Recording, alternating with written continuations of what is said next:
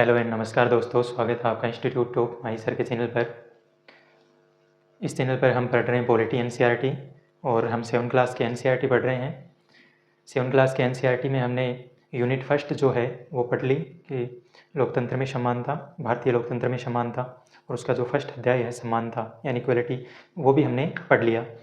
हम दूसरा यूनिट जो है वो पढ़ रहे हैं और इस यूनिट का जो फर्स्ट अध्याय है वो हमने पढ़ लिया, यानी जो राज्य सरकार का जो फर्स्ट अध्याय था, यानी स्वास्थ्य में राज्य सरकार की भूमिका क्या है या स्वास्थ्य में सरकार की क्या भूमिका रहती है, वो हमने पढ़ लिया।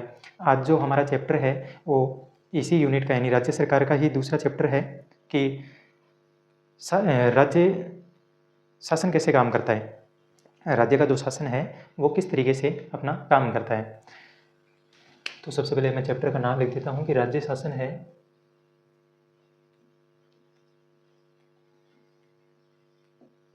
राज्य शासन कैसे काम करता है।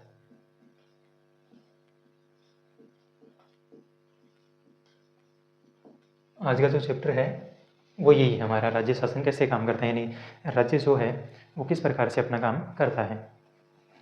हमने जो पिछली कक्षा में पढ़ा था यानी कक्षा 6 की एनसीईआरटी में हमने पढ़ा था कि जो शासन व्यवस्था है उसके 3 स्तर होते हैं, यानी शासन के जो स्तर हैं वो 3 होते हैं। शासन स्तर, तो शासन के हमने 3 स्तर पढ़े थे। एक केंद्र, दूसरा हमने पढ़ा राज्य, और तीसरा हमने पढ़ा था स्वशासन।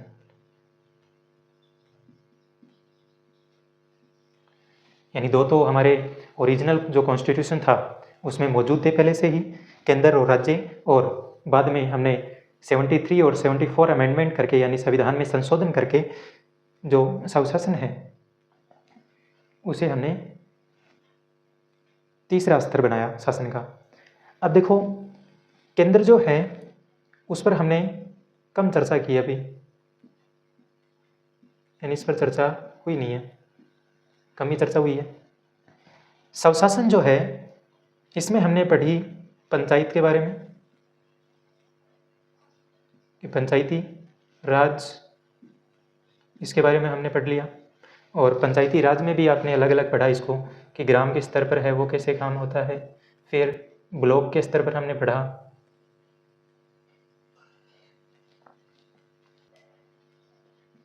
खंड या ब्लॉक। फिर हमने पढ़ा जिला स्तर पे, यानी 3 स्तर है वो पंचायती राज के पढ़े थे हमने। इसी में फिर हमने पढ़ा नगर पालिका,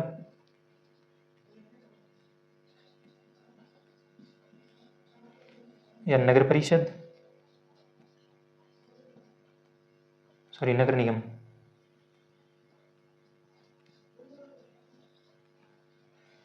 इनके बारे में हमने अध्ययन कर लिया। आज जो है वो हम राज्य के बारे में, और राज्य के बारे में जो 7 क्लास की पॉलिटी एनसीईआरटी है, 7th क्लास है, उसमें हमारे पास 2 चैप्टर हैं, चैप्टर फर्स्ट और सेकंड। इसमें हमने देखा था कि राज्य की स्वास्थ्य में क्या भूमिका होती है, यानी एक चैप्टर का हमने अध्ययन कर लिया है राज्य के अंदर। आज जो दूसरा चैप्टर हम पढ़ेंगे वो कि काम कैसे होता है, इसके बारे में हम चर्चा करेंगे। इसमें मैं कुछ मुख्य टॉपिक आपको बता देता हूँ कि इसमें हमारे पास क्या क्या टॉपिक रहने वाले हैं।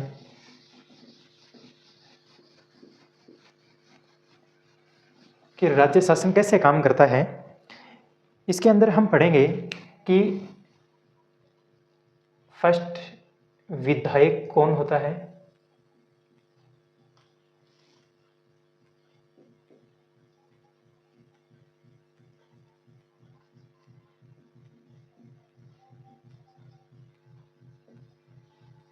फिर हम पढ़ेंगे इसके कार्य क्या होते हैं,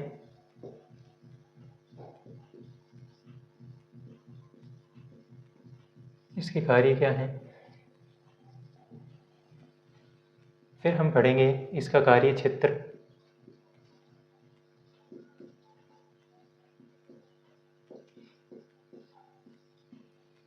फिर इसके बाद में इसका दायित्व क्या है,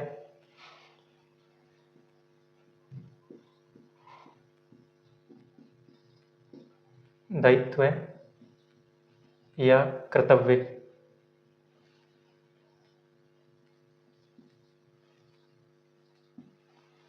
फिर हम जानेंगे कि हमारे देश के अंदर चुनाव लड़ने की व्यवस्था क्या है।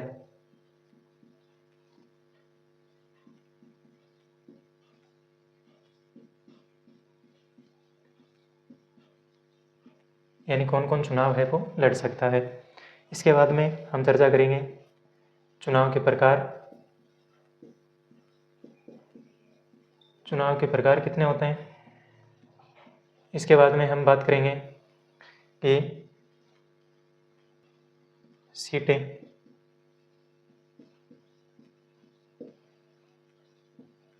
फिर हम बात करेंगे कि जो सरकार है वो सरकार बनाने के लिए बहुमत कितना चाहिए। सरकार बनाने के लिए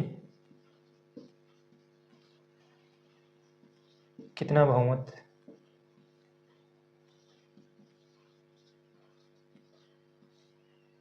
चाहिए। इसके बाद में विधानसभा की जो बहस है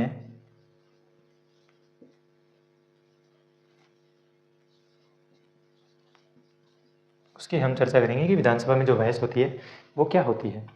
यानी हम किन किन बातों पे चर्चा करेंगे। विधायक कौन होता है इसकी हम बात करेंगे। इसका कार्य क्या होता है इसकी हम बात करेंगे। इसका कार्य क्षेत्र है वो कितना होता है, कौन निर्धारित करता है। इसका दायित्व या कर्तव्य क्या होता है जनता के प्रति। फिर हमारे देश में चुनाव लड़ने की जो व्यवस्था है वो कैसी है, चुनाव के प्रकार कैसे हैं, राज्य में सीटें कैसे कितनी हैं, फिर सरकार बनाने के लिए बहुमत कितना चाहिए, इस पर हम बात करेंगे। और विधानसभा में जो बहस होती है वो किस प्रकार से होती है इनकी हम बात करेंगे। और इसी में मैं आपको एक एग्जाम्पल दूंगा हिमाचल चुनाव का। तो हम सबसे पहले बात करते हैं कि विधायक कौन होता है। विधायक जो है वो कौन होता है।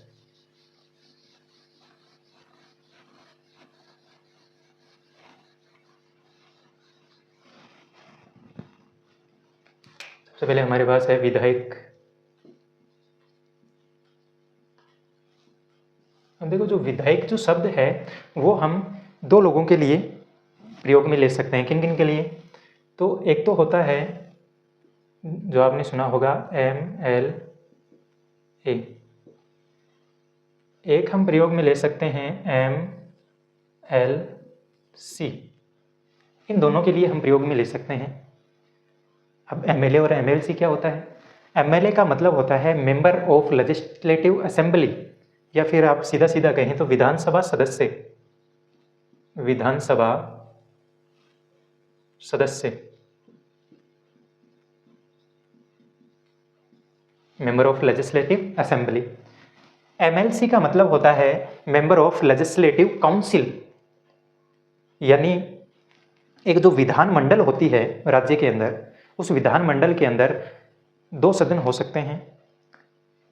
ज़्यादातर राज्यों में एक ही होता है विधानसभा, लेकिन हमारे भारत में 6-7 राज्य ऐसे हैं, 6-7 या 7-8 राज्य ऐसे हैं जिनमें विधान परिषद भी होता है। और ये जो MLC हैं वो विधान परिषद के सदस्य होते हैं। विधान परिषद सदस्य, यानी इन दोनों के लिए ही हम विधायक शब्द का जो है यूज कर सकते हैं। यानी जो राज्य विधानमंडल है उसमें दो सदन होते हैं। राज्य विधानमंडल। अब इस राज्य विधानमंडल में एक होता है विधानसभा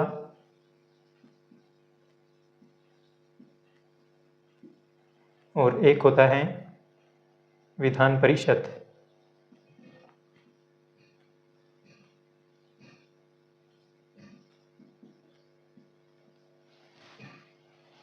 तो राज्य विधानमंडल जो है उसके दो सदन होते हैं, विधानसभा और विधान परिषद। ज़्यादातर राज्यों में आपको केवल विधानसभा देखने को मिलती है और विधानसभा के जो सदस्य होते हैं उन्हें आप विधायक कहते हो, यानी MLA, member of legislative assembly, ये हर राज्य में आपको देखने को मिलेंगी। लेकिन जो मेंबर ऑफ लेजिस्लेटिव काउंसिल जो है वो कोई राज्य है उनमें ही देखने को मिलती है और इसे कहते हैं विधान परिषद सदस्य।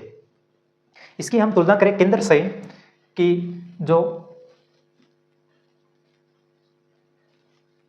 केंद्र शासन है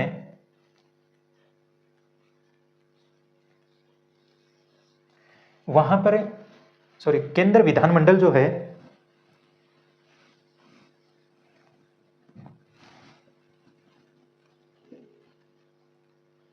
केंद्र विधानमंडल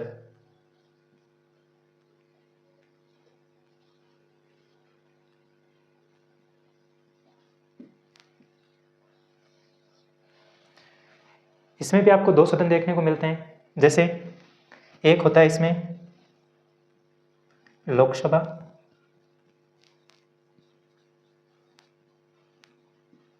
एक होता है राज्यसभा।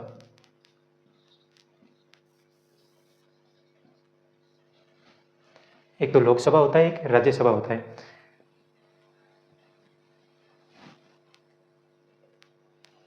या फिर आप केंद्र विधानमंडल कह दीजिए या फिर इसे संसद भी कहते हैं, लेकिन संसद में राष्ट्रपति आता है तो इसके लिए एक और नाम प्रयुक्त में ले सकते हैं हम, विधायिका, कि जो केंद्र की विधायिका है वो किस प्रकार से होती है। तो उसमें दो सदन होते हैं, एक लोकसभा होती है और एक राज्यसभा होती है। लेकिन इन दोनों के ही जो सदस्य होते हैं, यानी लोकसभा का जो सदस्य होता है और राज्यसभा का जो सदस्य होता है, ये दोनों ही एमपी कहते हैं उसके सदस्यों को। यानी जो लोकसभा का सदस्य है उसे एमपी कहते हैं और जो राज्यसभा का सदस्य है उसे भी हम एमपी कहते हैं, मेंबर ऑफ पार्लियामेंट। इसका पूर्ण रूप होगा मेंबर ऑफ पार्लियामेंट, संसद सदस्य, संसद सदस्य। उसी प्रकार से जो राज्य विधानमंडल में दो सदन होते हैं, विधानसभा और विधान परिषद, इन दोनों के लिए ही जो सदस्य होते हैं उनके लिए हम विधायक शब्द है वो यूज में लेते हैं। ठीक है, इसके बाद में हम बात करते हैं, यानी पहले जो क्वेश्चन था पहला हमारा कि विधायक कौन होता है, तो आपको जवाब मिल गया कि विधायक जो है या तो वो विधानसभा का सदस्य होगा यानी एमएलए होगा, या फिर एमएलसी होगा यानी विधान परिषद का सदस्य होगा। इसके बाद में हम बात करते हैं कि इसका कार्य क्या होता है, एमएलए का कार्य।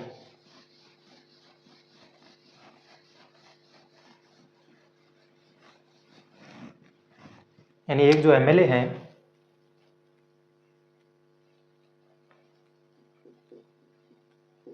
विधायक का कार्य, या फिर आप कह सकते हैं विधायक के कार्य। तो इसके कार्य क्या क्या होते हैं? तो विधायक जो है वो जनप्रतिनिधि होता है, जनप्रतिनिधि यानी जनता द्वारा चुना हुआ व्यक्ति होता है, जनता के लिए निर्णय लेता है। यानी ये जो है वो विधानसभा के अंदर जनता की जो भी मांग है वो मांग उठाता है जनता के लिए। फिर ये जनता की भागीदारी सुनिश्चित करता है, जनता की भागीदारी है वो सुनिश्चित करता है, क्योंकि जनता ने इसे चुनकर वहाँ पर भेजा है, तो जनता के लिए ये अब उनके जो कार्य हैं उनको करने के लिए ये उनके फैसले लेगा। इसके बाद में ये विभिन्न समस्याओं की बात करेगा, जो समस्याएं हैं,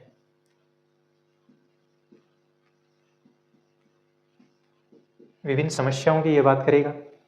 इसके बाद में ये जो है वो विधि निर्माण,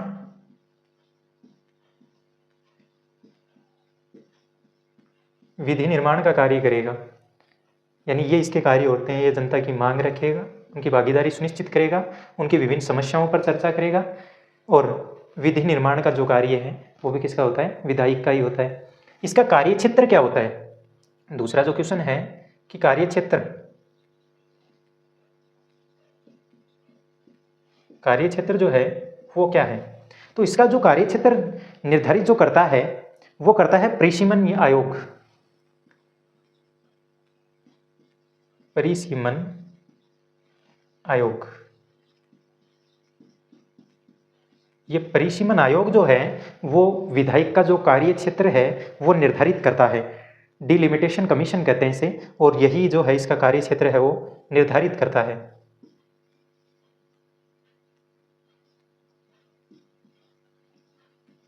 यानी परिसीमन आयोग जो है उसका इस कार्य क्षेत्र को निर्धारित करता है। इसके बाद में जो हमारा अगला क्वेश्चन था वो था कि इसका जनता के प्रति दायित्व या कर्तव्य क्या होता है।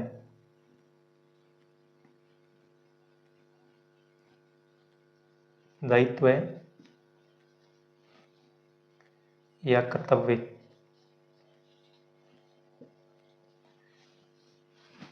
तो विधायक जो है वो जनता का जनप्रतिनिधि है,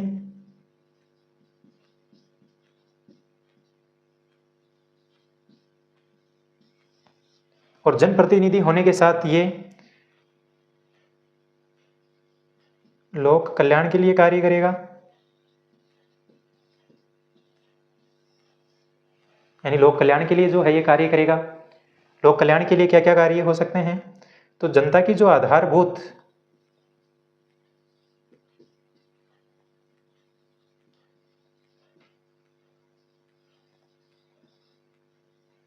आवश्यकता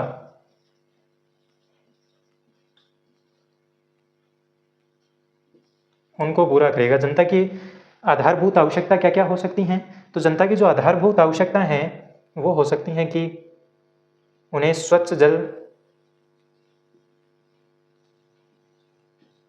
जल मिले, फिर प्रदूषण मुक्त वातावरण मिले,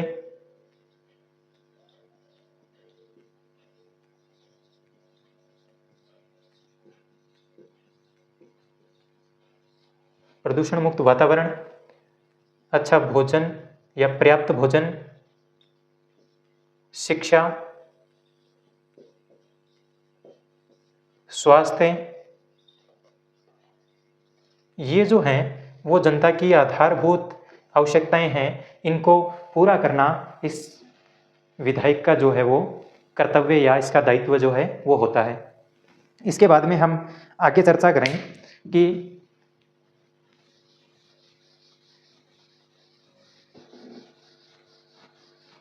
हमारे यहाँ चुनावी व्यवस्था कैसी है, चुनाव लड़ने की जो व्यवस्था है वो किस प्रकार है।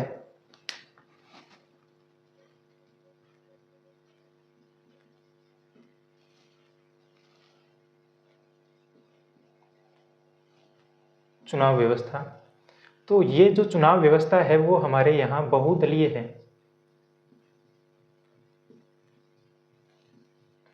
बहुदलीय चुनाव व्यवस्था है हमारे यहाँ, यानी बहुत सारे जो दल हैं वो चुनाव लड़ सकते हैं। अब इसमें दो प्रकार हो सकते हैं कि एक तो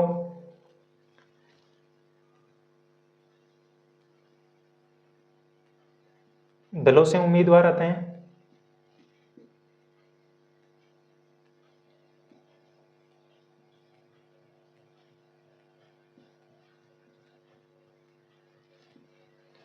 और एक निर्दलीय होते हैं।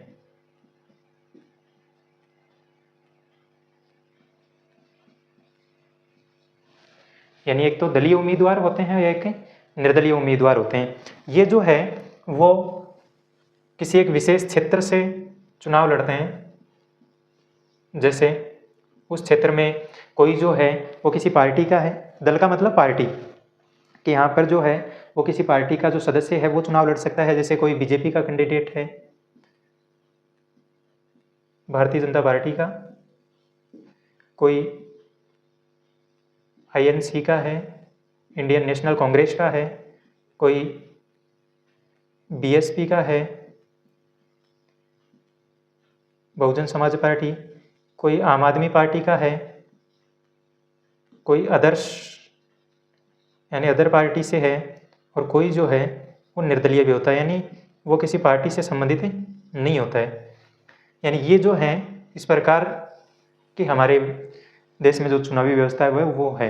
यानी हमारे यहाँ बहुदलीय चुनावी व्यवस्था है, यानी अलग अलग दल से लोग हैं वो चुनाव लड़ सकते हैं।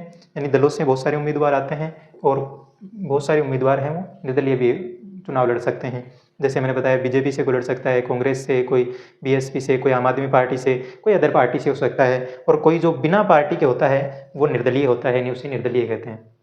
तो ये व्यवस्था है चुनावी। इसके बाद में जो अगली बात पर हम चर्चा करेंगे वो है कि हमारे यहाँ चुनाव के प्रकार कितने हैं, या चुनाव किस किस प्रकार से होते हैं। चुनाव के प्रकार, अब देखो चुनाव के जो प्रकार हैं वो दो प्रकार हैं हमारे यहाँ। एक तो प्रत्यक्ष, जिसे हम कहते हैं डायरेक्ट, एक है अप्रत्यक्ष, इनडायरेक्ट।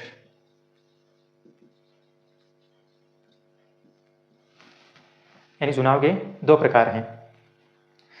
उदाहरण के लिए अगर मैं बात करूं कि जो प्रत्यक्ष चुनाव है वो किस प्रकार से होते हैं, तो इनमें जन भागीदारी सीधे होती है।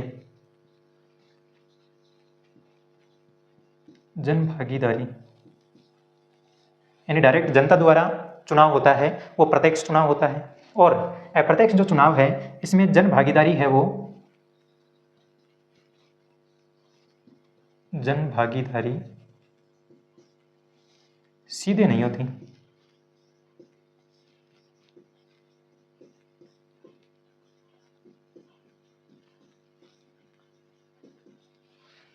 जन भागीदारी है वो सीधे नहीं होती। जैसे एग्जाम्पल के लिए हम बात करें तो विधानसभा का जो चुनाव है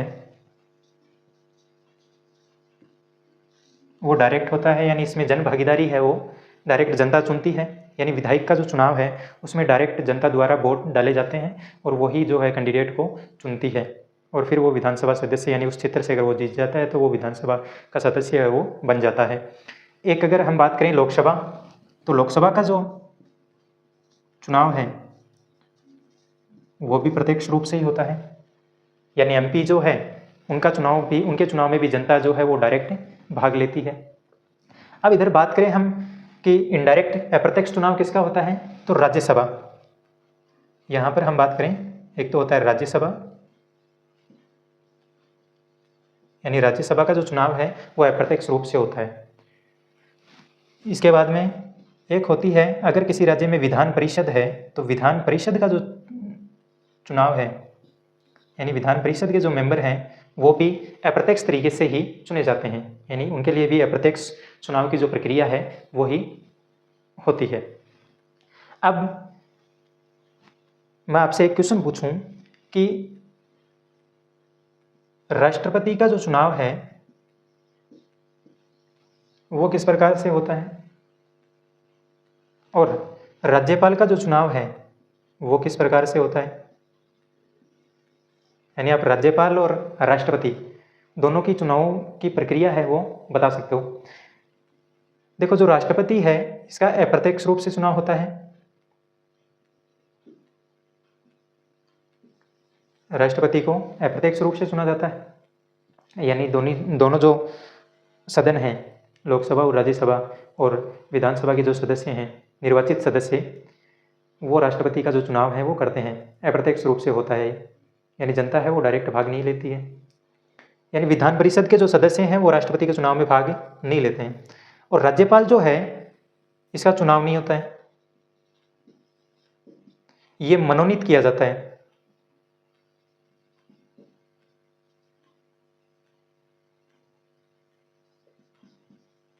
किसके द्वारा, राष्ट्रपति के द्वारा।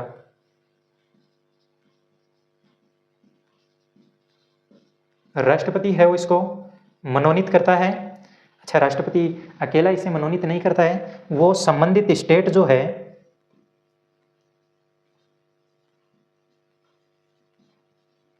संबंधित राज्य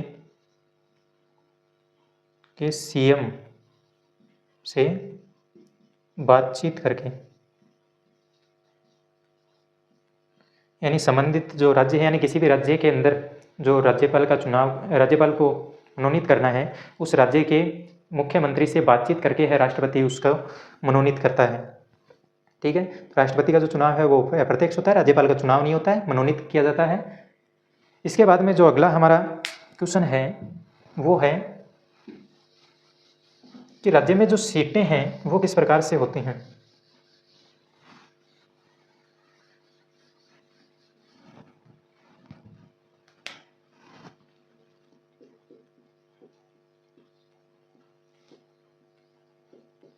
राज्य में सीटें, तो राज्य में जो सीटें हैं वो लोकसभा की सीट हो सकती हैं, यानी लोकसभा की सीट होती है, राज्यसभा की होती हैं,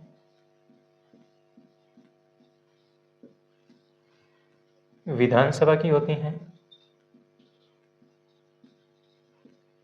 और जिस राज्य में विधान परिषद होता है वहां पे विधान परिषद की सीटें होती हैं।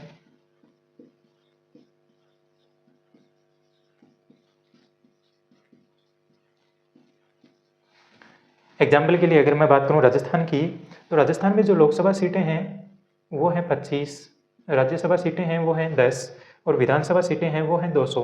और राजस्थान में जो है वो विधान परिषद है वो है नहीं, तो इसकी सीटें हैं नहीं यहाँ पर। ठीक है, एग्जाम्पल के लिए आप ये मान सकते हो, अगर किसी राज्य में विधान परिषद की भी सीटें हैं तो मान लो कि 99 या फिर 100 कुछ भी हो सकती हैं। तो इस प्रकार से जो है वो सीटें होती हैं। इसके बाद में जो अगला क्वेश्चन है हमारा कि सरकार बनाने के लिए कितने बहुमत की आवश्यकता होती है। सरकार बनाने के लिए बहुमत,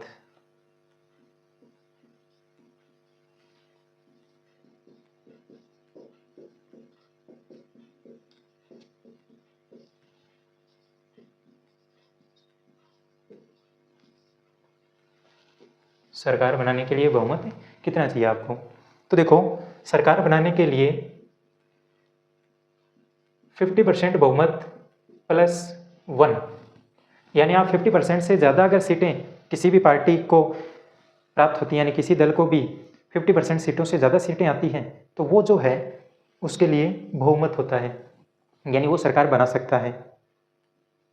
अगर मैं एग्जाम्पल लूँ यहाँ पे, तो एनसीईआरटी में हमें हिमाचल का एग्जाम्पल मिला है, और हिमाचल में जो सीटें हैं वो 68 सीटें हैं, और 68 में उन्हें 34, तो इसकी 50% हो गई +1, यानी बहुमत के लिए 35 सीटों की वहाँ पे आवश्यकता है। तो एनसीईआरटी में जो बता रखा है वो ये है कि हिमाचल प्रदेश के अंदर जो चुनाव होता है उस चुनाव के अंदर जो ज़्यादा बहुमत जो मिलता है वो मिलता है बीजेपी को। यानी अगर हिमाचल के 2017 के चुनाव की हम बात करें, हिमाचल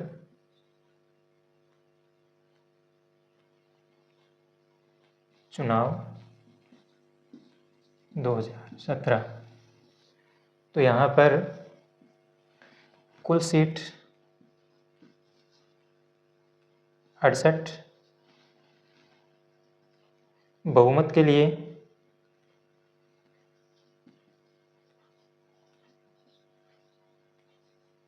35, और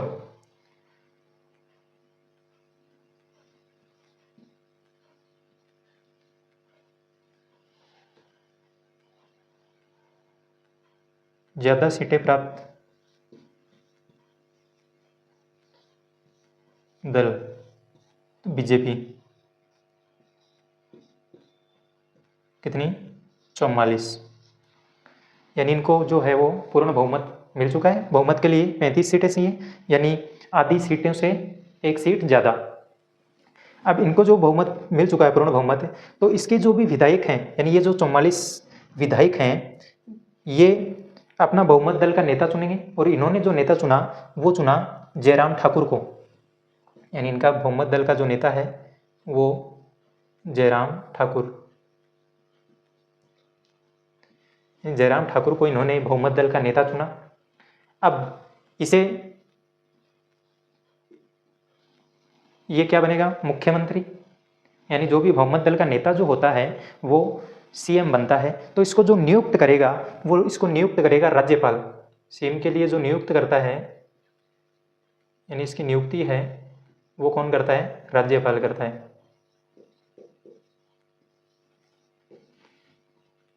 जनप्रतिनिधि इसे किसने चुना? जनता ने। जनप्रतिनिधि, तो जनप्रतिनिधि इसे चुना था जनता ने। और बहुमत दल का नेता इसे किसने चुना?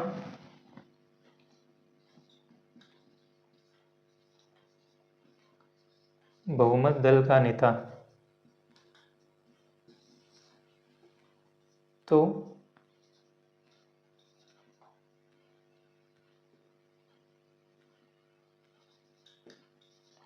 विधायकों ने, यानी जो भी निर्वाचित विधायक थे उन्होंने जो है वो अपना बहुमत दल का जो नेता है वो किसे चुना? जयराम ठाकुर को चुना। यानी हिमाचल में जो चुनाव हुआ 2017 के अंदर, कुल सीटें वहाँ पर 68 सीटें थी। बहुमत के लिए 35 सीटों की आवश्यकता थी।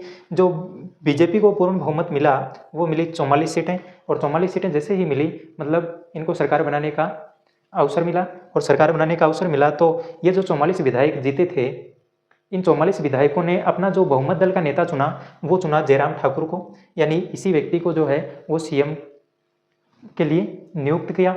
अब इसकी नियुक्ति कौन करता है? तो सीएम की नियुक्ति करता है राज्यपाल। और जो अन्य मंत्री होते हैं जिनके पास विभाग होते हैं, जैसे चिकित्सा विभाग है, स्वास्थ्य विभाग है, कृषि विभाग है, उन मंत्रियों की नियुक्ति भी राज्यपाल ही करता है।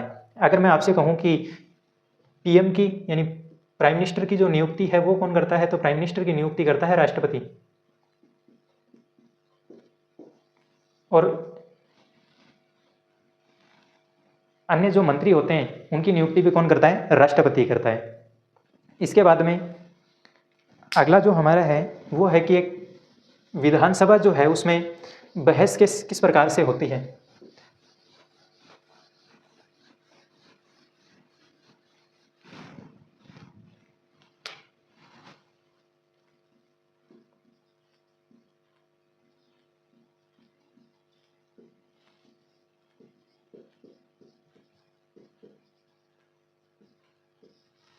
विधानसभा की बहस, तो इसमें दो पक्ष होते हैं। एक तो सत्ता पक्ष होता है,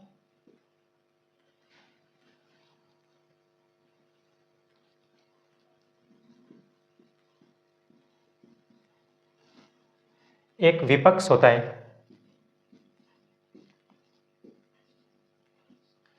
यानी जो जिस भी दल को पूर्ण बहुमत मिला है, यानी जिसकी सरकार है, जिस भी पार्टी की, वो सत्ता पक्ष है। और इसके अलावा जिस भी पार्टी को इससे कम जो सीटें प्राप्त हुई है वो विपक्ष, मजबूत विपक्ष माना जाता है।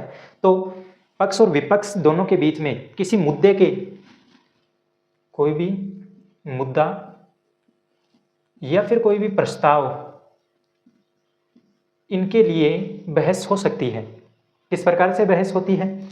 तो विपक्ष जो है वो क्या करेगा? जो भी मुद्दा या प्रस्ताव है उसमें कमियां निकालेगा। यानी कमियां निकालने का जो कार्य है वो विपक्ष का है। उसमें नकारात्मकता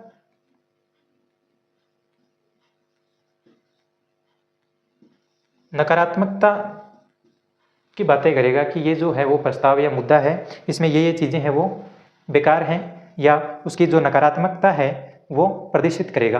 अब सत्ता पक्ष जो है वो क्या करेगा? सत्ता पक्ष है वो सकारात्मकता बताएगा इसकी, कि इसमें सकारात्मकता क्या है, या फिर जो भी कमियां हैं उनका जवाब देगा।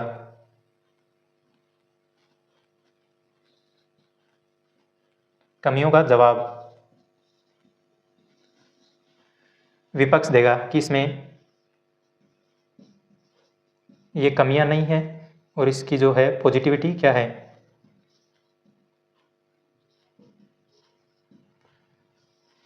तो ये जो है एक प्रकार से बहस होती है सत्ता पक्ष और विपक्ष के बीच में। यानी विधानसभा की जो बहस है वो किसी मुद्दे या प्रस्ताव के लिए सत्ता पक्ष और विपक्ष के बीच में बहस होती है। विपक्ष जो है उसमें कमियां निकालेगा, उसकी नकारात्मकता दर्शाएगा, और सत्ता पक्ष है वो उसकी सकारात्मकता दर्शाएगा और उसके लिए जवाब देगा। ठीक है, तो आज का जो चैप्टर है उसके हमारे लगभग सारे जो कॉन्सेप्ट हैं वो मैंने आपको बता दिए हैं।